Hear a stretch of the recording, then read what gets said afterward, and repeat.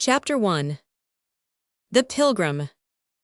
On the 2nd of February, 1873, the Pilgrim, a tight little craft of 400 tons burden, lay in lat. 43 degrees 57 S and long. 165 degrees 19 W. She was a schooner, the property of James W. Weldon, a wealthy Californian shipowner who had fitted her out at San Francisco expressly for the whale fisheries in the southern seas. James Weldon was accustomed every season to send his whalers both to the Arctic regions beyond Bering Straits and to the Antarctic Ocean below Tasmania and Cape Horn, and the Pilgrim, although one of the smallest, was one of the best-going vessels of its class. Her sailing powers were splendid, and her rigging was so adroitly adapted that with a very small crew she might venture without risk within sight of the impenetrable ice fields of the southern hemisphere.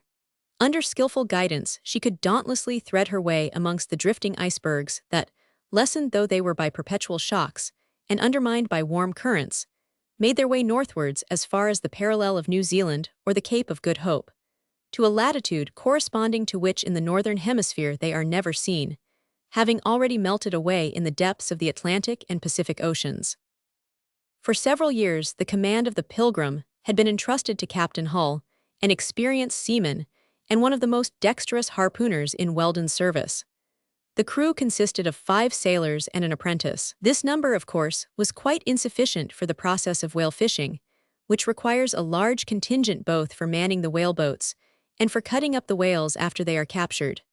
But Weldon, following the example of other owners, found it more economical to embark at San Francisco only just enough men to work the ship to New Zealand, where, from the promiscuous gathering of seamen of well-nigh every nationality and of needy emigrants, the captain had no difficulty in engaging as many whalemen as he wanted for the season. This method of hiring men who could be at once discharged when their services were no longer required had proved altogether to be the most profitable and convenient. The Pilgrim had now just completed her annual voyage to the Antarctic Circle. It was not, however, with her proper quota of oil barrels full to the brim, nor yet with an ample cargo of cut and uncut whalebone, that she was thus far on her way back. The time, indeed, for a good haul was past. The repeated and vigorous attacks upon the cetaceans had made them very scarce. The whale known as the right whale, the nordkapper of the northern fisheries, the sulphur bolton of the southern, was hardly ever to be seen, and latterly the whalers had had no alternative but to direct their efforts against the finback or jubart, a gigantic mammal, encounter with which is always attended with considerable danger. So scanty this year had been the supply of whales that Captain Hull had resolved next year to push his way into far more southern latitudes, even, if necessary, to advance to the regions known as Clary and Adelie lands, of which the discovery, though claimed by the American navigator Wilkes, belongs by right to the illustrious Frenchman Dumont d'Urville, the commander of the Astrolabe and the Zélie. The season had been exceptionally unfortunate for the Pilgrim. At the beginning of January, almost in the height of the southern summer, long before the ordinary time for the whalers' return, Captain Hull had been obliged to abandon his fishing quarters. His hired contingent, all men of more than doubtful character, had given signs of such insubordination as threatened to end in mutiny, and he had become aware that he must part company with them on the earliest possible opportunity. Accordingly, without delay, the bow of the Pilgrim was directed to the northwest, towards New Zealand, which was sighted on the 15th of January, and on reaching Waitemata, the port of Auckland in the Hauraki Gulf on the east coast of North Island, the whole of the gang was peremptorily discharged. The ship's crew were more than dissatisfied. They were angry. Never before had they returned with so meager a haul. They ought to have had at least 200 barrels more. The captain himself experienced all the mortification of an ardent sportsman who for the first time in his life brings home a half-empty bag, and there was a general spirit of animosity against the rascals whose rebellion had so entirely marred the success of the expedition. Captain Hull did everything in his power to repair the disappointment. He made every effort to engage a fresh gang. But it was too late. Every available seaman had long since been carried off to the fisheries. Finding therefore that all hope of making good the deficiency in his cargo must be resigned, he was on the point of leaving Auckland, alone with his crew, when he was met by a request with which he felt himself bound to comply.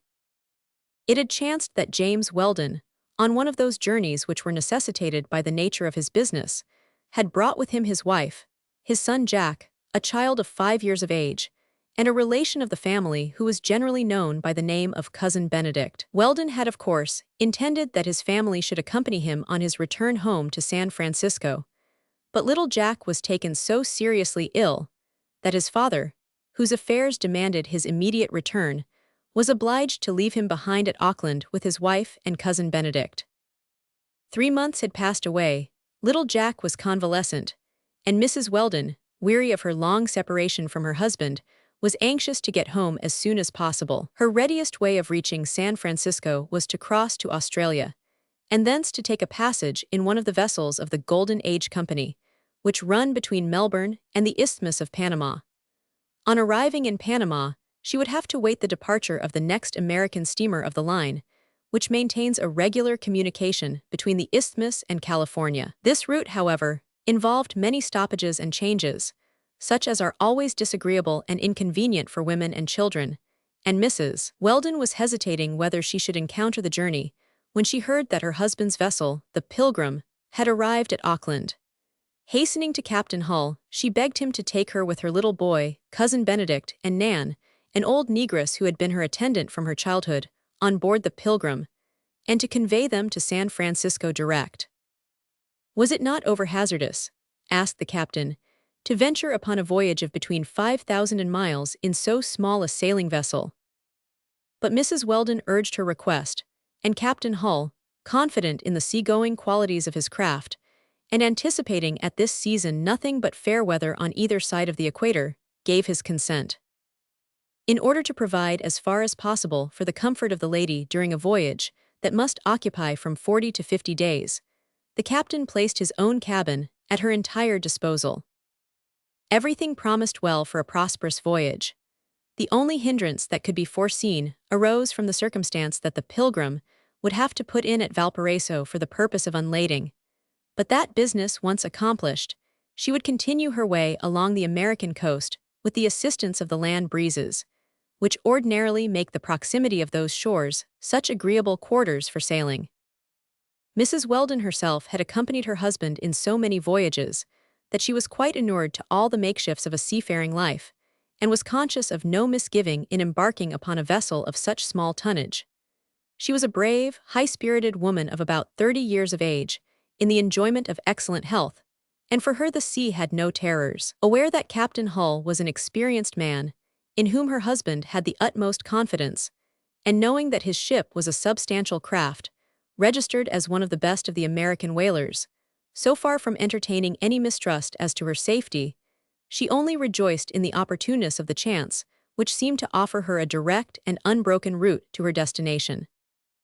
Cousin Benedict, as a matter of course, was to accompany her. He was about 50, but in spite of his mature age, it would have been considered the height of imprudence to allow him to travel anywhere alone. Spare, lanky, with a bony frame, with an enormous cranium and a profusion of hair, he was one of those amiable, inoffensive savants who, having once taken to gold spectacles, appear to have arrived at a settled standard of age, and however long they live afterwards, seem never to be older than they have ever been. Claiming a sort of kindredship with all the world, he was universally known, far beyond the pale of his own connections, by the name of Cousin Benedict. In the ordinary concerns of life, nothing would ever have rendered him capable of shifting for himself. Of his meals he would never think until they were placed before him. He had the appearance of being utterly insensible to heat or cold. He vegetated rather than lived, and might not inaptly be compared to a tree which, though healthy enough at its core, produces scant foliage and no fruit. His long arms and legs were in the way of himself and everybody else, yet no one could possibly treat him with unkindness.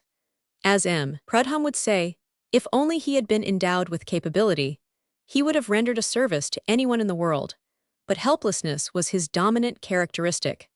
Helplessness was ingrained into his very nature, yet this very helplessness made him an object of kind consideration rather than of contempt, and Mrs. Weldon looked upon him as a kind of elder brother to her little Jack. It must not be supposed, however, that Cousin Benedict was either idle or unoccupied.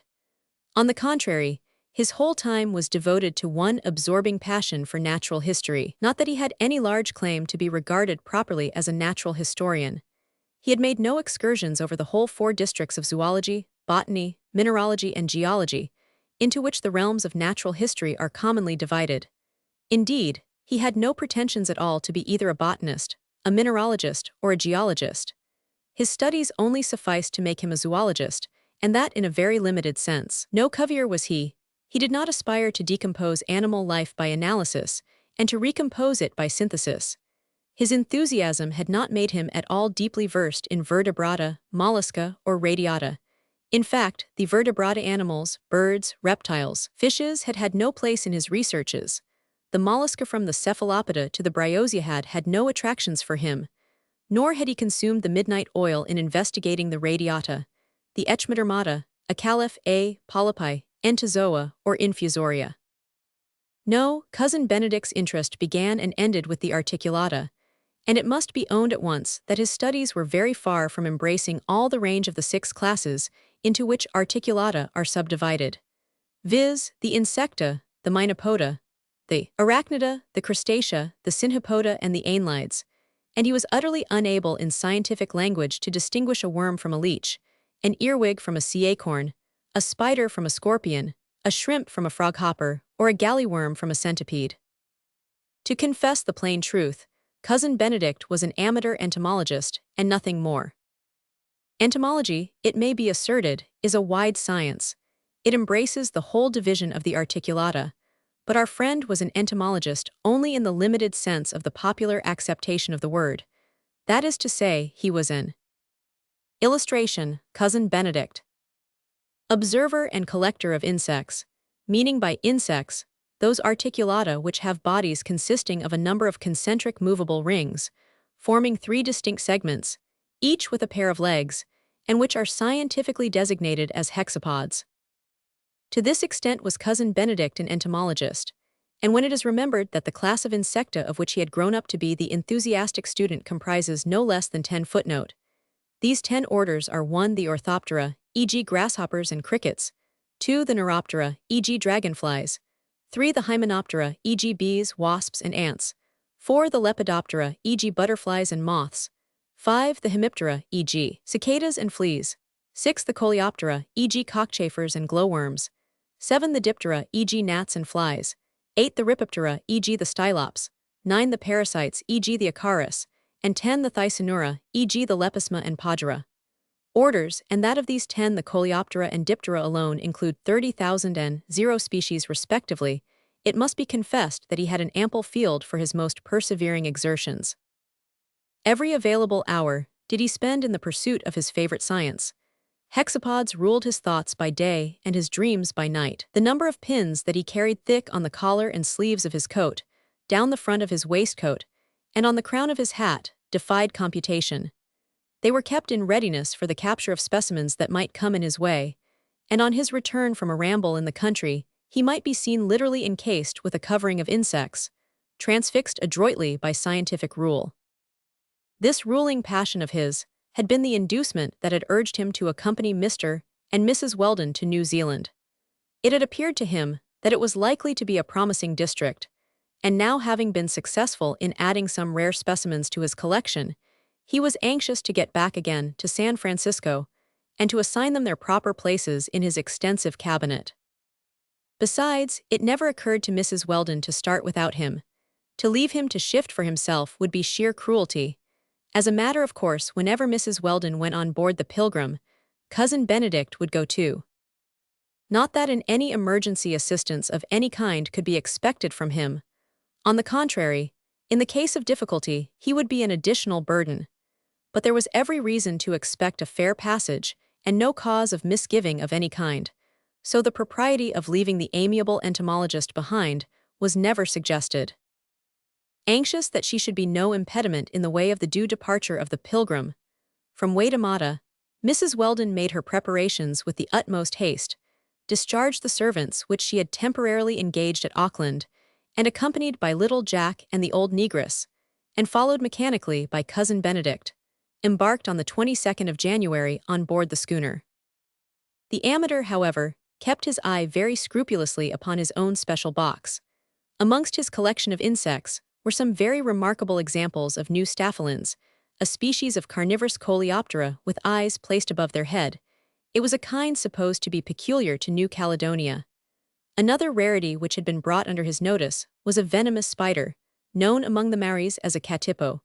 Its bite was asserted to be very often fatal. As a spider, however, belongs to the order of the arachnida and is not properly an insect, Benedict declined to take any interest in it. Enough for him that he had secured a novelty in his own section of research. The Staphyline neozelandus was not only the gem of his collection, but its pecuniary value baffled ordinary estimate. He insured his box at a fabulous sum, deeming it to be worth far more than all the cargo of oil and whalebone in the Pilgrim's hold. Captain Hull advanced to meet Mrs. Weldon and her party as they stepped on deck. "It must be understood, Mrs. Weldon," he said, courteously raising his hat, "that you take this passage entirely on your own responsibility." "Certainly, Captain Hull," she answered, "but why do you ask?" "Simply because I have received no orders from Mr. Weldon," replied the captain. Illustration: Captain Hull advanced to meet Mrs. Weldon and her party. "But my wish exonerates you," said Mrs. Weldon. "Besides," added Captain Hull, "I am unable to provide you with the accommodation and the comfort that you would have upon a passenger steamer." "You know well enough, Captain," remonstrated the lady, "that my husband would not hesitate for a moment to trust his wife and child on board the Pilgrim." "Trust, madam? No, no more than I should myself. I repeat that the Pilgrim cannot afford you the comfort to which you are accustomed." Mrs. Weldon smiled. "Oh, I am not one of your grumbling travelers. I shall have no complaints to make either of small cramped cabins or of rough and meager food." She took her son by the hand, and passing on, begged that they might start forthwith. Orders accordingly were given, sails were trimmed, and after taking the shortest course across the Gulf, the Pilgrim turned her head towards America. 3 days later, strong easterly breezes compelled the schooner to tack to larboard in order to get to windward. The consequence was that by the 2nd of February, the captain found himself in such a latitude that he might almost be suspected of intending to round Cape Horn rather than of having a design to coast the western shores of the new continent. Still, the sea did not become rough. There was a slight delay, but on the whole, navigation was perfectly easy. Chapter 2. The Apprentice. There was no poop upon the Pilgrim's deck, so that Mrs. Weldon had no alternative than to acquiesce in the captain's proposal that she should occupy his own modest cabin. Accordingly, here she was installed with Jack and old Nan, and here she took all her meals, in company with the captain and Cousin Benedict. For Cousin Benedict, tolerably comfortable sleeping accommodation had been contrived close at hand, while Captain Hull himself retired to the crew's quarter, occupying the cabin which properly belonged to the chief mate. But as already indicated, the services of a second officer were quite dispensed with. All the crew were civil and attentive to the wife of their employer, a master to whom they were faithfully attached.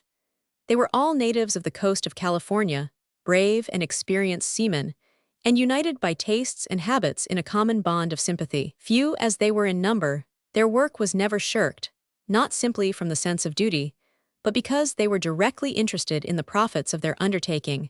The success of their labors always told to their own advantage. The present expedition was the 4th that they had taken together, and, as it turned out to be the first in which they had failed to meet with success, it may be imagined that they were full of resentment against the mutinous whalemen who had been the cause of so serious a diminution of their ordinary gains.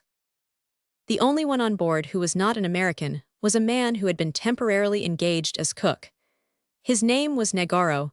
He was a Portuguese by birth, but spoke English with perfect fluency. The previous cook had deserted the ship at Auckland, and when Negaro, who was out of employment, applied for the place, Captain Hull, only too glad to avoid detention, engaged him at once without inquiry into his antecedents. There was not the slightest fault to be found with the way in which the cook performed his duties, but there was something in his manner, or perhaps, rather in the expression of his countenance, which excited the captain's misgivings, and made him regret that he had not taken more pains to investigate the character of one with whom he was now brought into such close contact.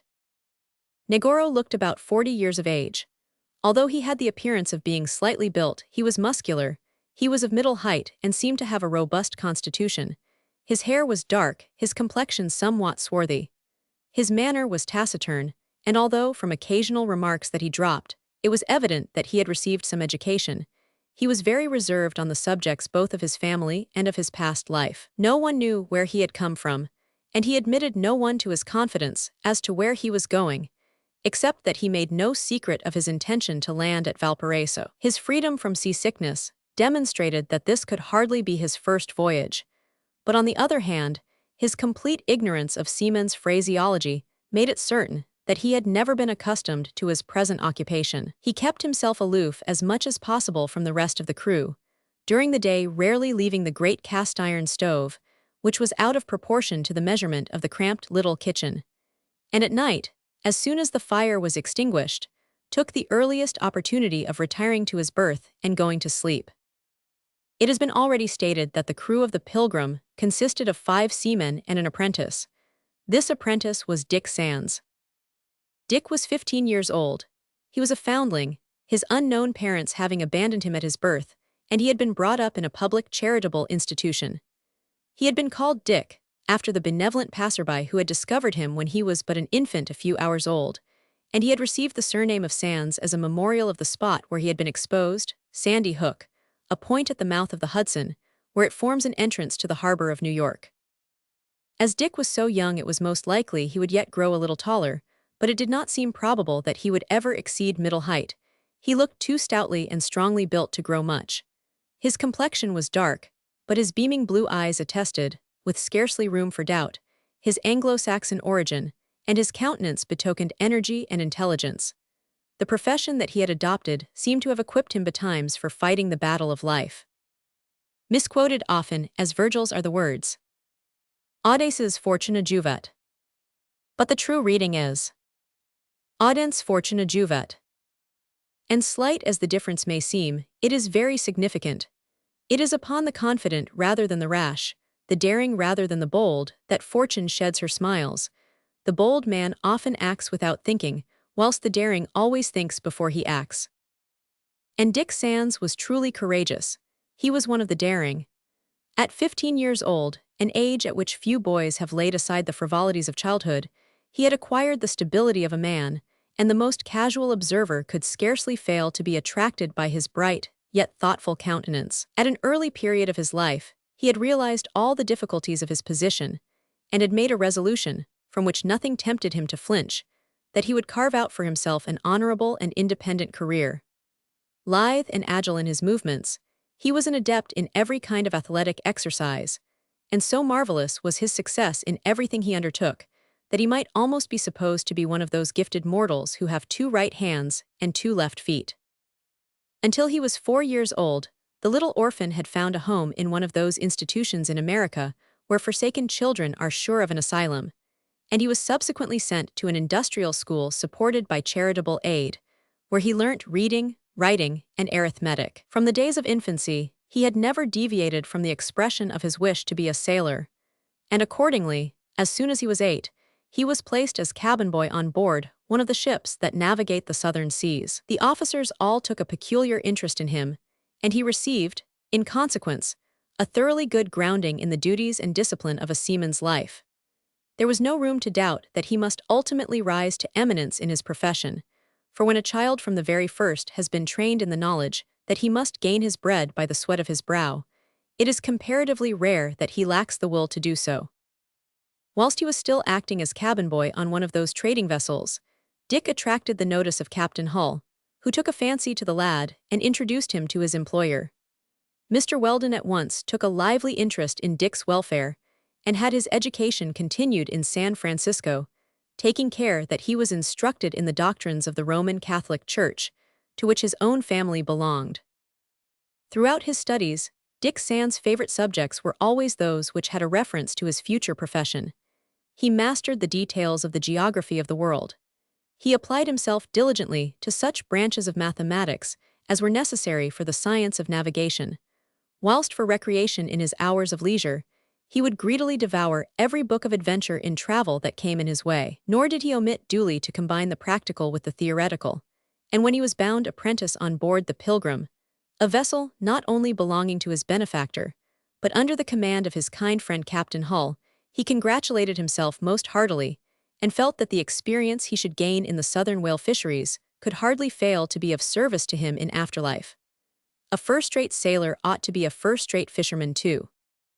It was a matter of the greatest pleasure to Dick Sands when he heard to his surprise that Mrs. Weldon was about to become a passenger on board the Pilgrim. His devotion to the family of his benefactor was large and genuine. For several years, Mrs. Weldon had acted towards him little short of a mother's part, and for Jack, although he never forgot the difference in their position, he entertained well-nigh a brother's affection. His friends had the satisfaction of being assured that they had sown the seeds of kindness on a generous soil, for there was no room to doubt that the heart of the orphan boy was overflowing with sincere gratitude. Should the occasion arise, ought he not, he asked, to be ready to sacrifice everything in behalf of those to whom he was indebted not only for his start in life, but for the knowledge of all that was right and holy. Confiding in the good principles of her protégé, Mrs. Weldon had no hesitation in entrusting her little son to his especial charge. During the frequent periods of leisure, when the sea was fair and the sails required no shifting, the apprentice was never weary of amusing Jack by making him familiar with the practice of a sailor's craft. He made him scramble up the shrouds, perch upon the yards, and slip down the backstays, and the mother had no alarm. Her assurance of Dick Sands' ability and watchfulness to protect her boy was so complete that she could only rejoice in an occupation for him that seemed more than anything to restore the color he had lost in his recent illness. Time passed on without incident, and had it not been for the constant prevalence of an adverse wind, neither passengers nor crew could have found the least cause of complaint. The pertinacity, however, with which the wind kept to the east could not do otherwise than make Captain Hull somewhat concerned. It absolutely prevented him from getting his ship into her proper course, and he could not altogether suppress his misgiving that the calms near the illustration, Dick and Little Jack. Tropic of Capricorn, and the equatorial current driving him on westwards, would entail a delay that might be serious. It was principally on Mrs. Weldon's account that the captain began to feel uneasiness, and he made up his mind that if he could hail a vessel proceeding to America, he should advise his passengers to embark on her. Unfortunately, however, he felt that they were still in a latitude far too much to the south to make it likely that they should sight a steamer going to Panama. And at that date, communication between Australia and the New World was much less frequent than it has since become. Still, nothing occurred to interrupt the general monotony of the voyage until the 2nd of February, the date at which our narrative commences. It was about 9 o'clock in the morning of that day that Dick and Little Jack had perched themselves together on the topmast yards.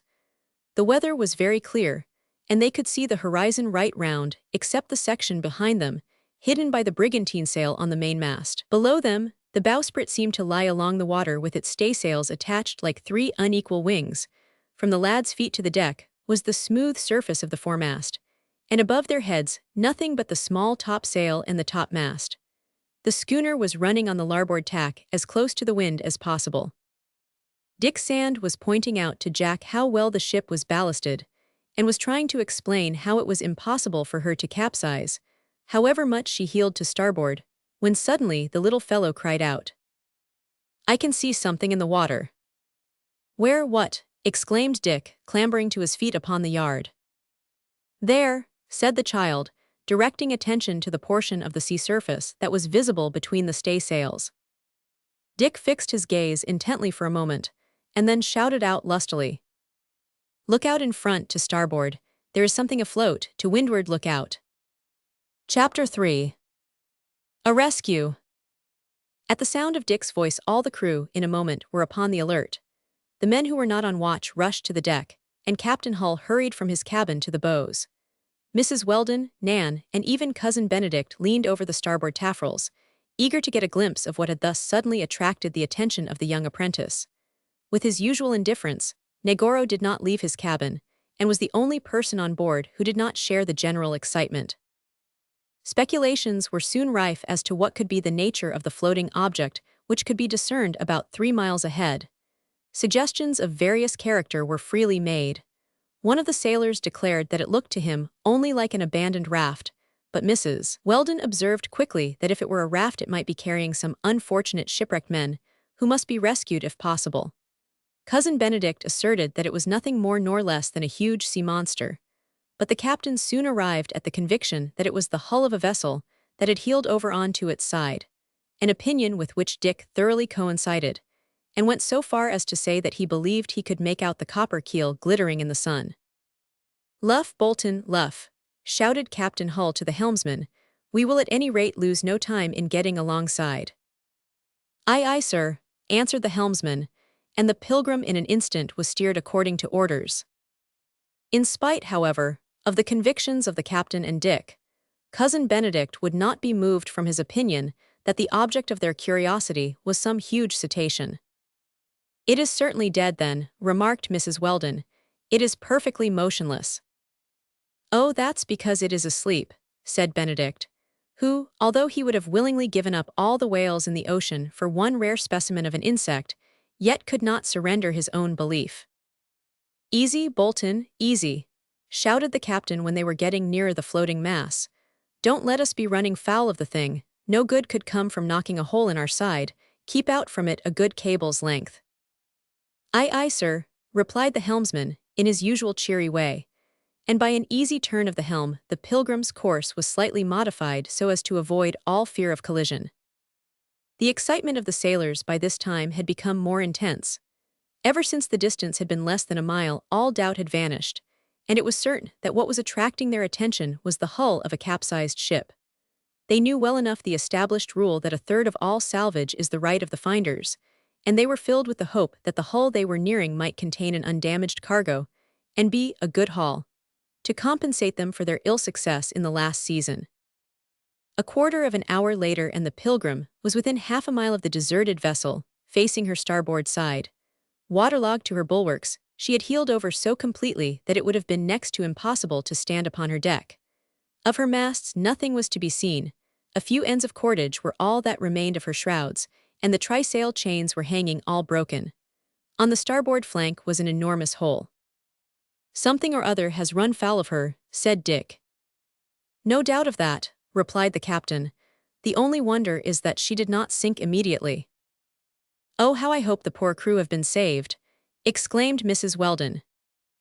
"Most probably," replied the captain, "they would all have taken to the boats. It is as likely as not that the ship which did the mischief would continue its course quite unconcerned." "Surely you cannot mean," cried Mrs. Weldon, "that anyone could be capable of such inhumanity." "Only too probable," answered Captain Hull. "Unfortunately, such instances are very far from rare." He scanned the drifting ship carefully and continued. "No, I cannot see any sign of boats here. I should guess that the crew have made an attempt to get to land. At such a distance as this, however, from America, or from the islands of the Pacific, I should be afraid that it must be hopeless." "Is it not possible," asked Mrs. Weldon, "that some poor creature may still survive on board, who can tell what has happened?" "Hardly likely, madam. Otherwise there would have been some sort of a signal in sight, but it is a matter about which we will make sure." The captain waved his hand a little in the direction in which he wished to go, and said quietly, "Luff, Bolton, luff a bit." The Pilgrim, by this time, was not much more than 3 cables' lengths from the ship. There was still no token of her being otherwise than utterly deserted, when Dick Sands suddenly exclaimed, "Hark, if I am not much mistaken, that is a dog barking." Everyone listened attentively.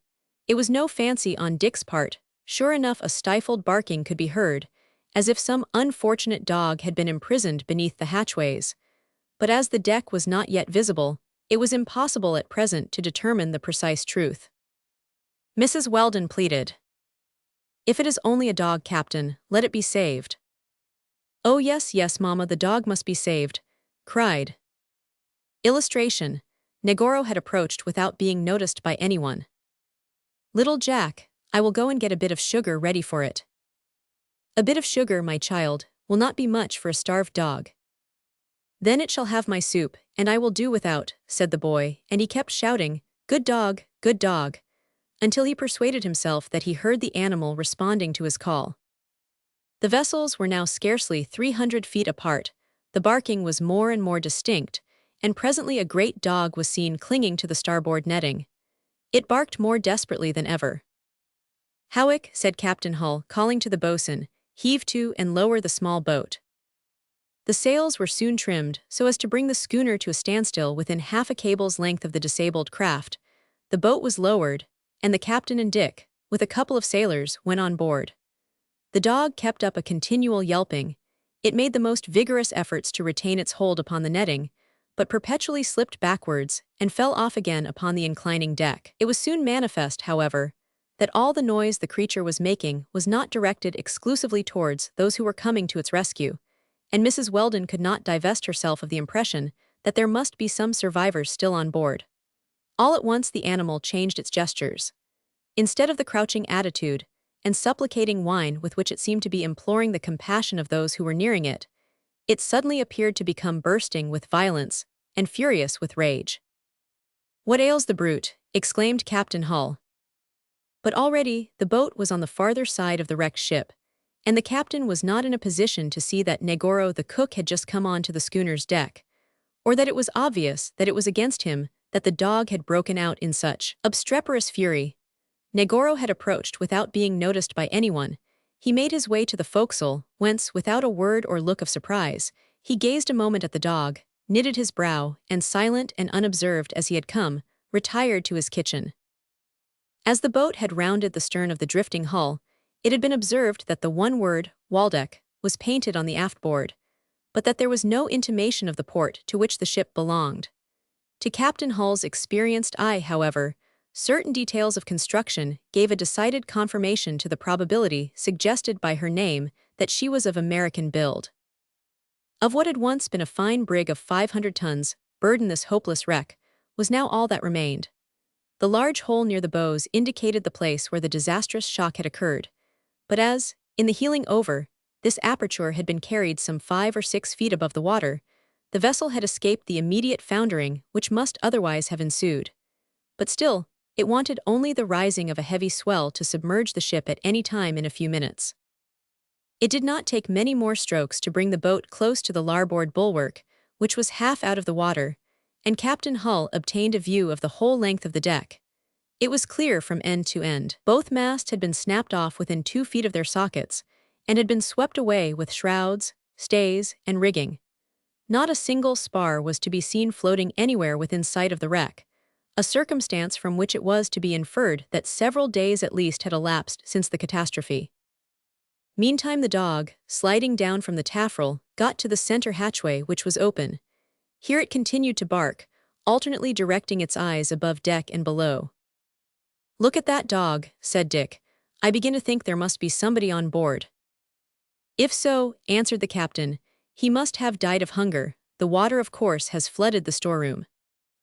"No," said Dick, "that dog wouldn't look like that if there were nobody there alive."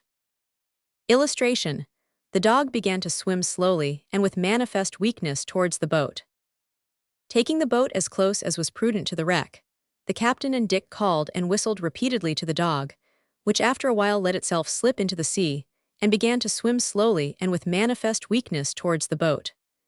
As soon as it was lifted in, the animal, instead of devouring the piece of bread that was offered him, made its way to a bucket containing a few drops of fresh water, and began eagerly to lap them up.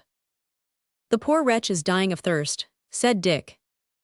It soon appeared that the dog was very far from being engrossed with its own interests. The boat was being pushed back a few yards in order to allow the captain to ascertain the most convenient place to get alongside the Waldeck, when the creature seized Dick by the jacket and set up a howl that was almost human in its piteousness. It was evidently in a state of alarm that the boat was not going to return to the wreck. The dog's meaning could not be misunderstood. The boat was accordingly brought against the larboard side of the vessel, and while the 2 sailors lashed her securely to the Waldeck's cathead, Captain Hull and Dick, with the dog persistently accompanying them, clambered, after some difficulty, to the open hatchway between the stumps of the masts, and made their way into the hold. It was half full of water, but perfectly destitute of cargo, its sole contents being the ballast sand which had slipped to larboard, and now served to keep the vessel on her side. One glance was sufficient to convince the captain that there was no salvage to be effected.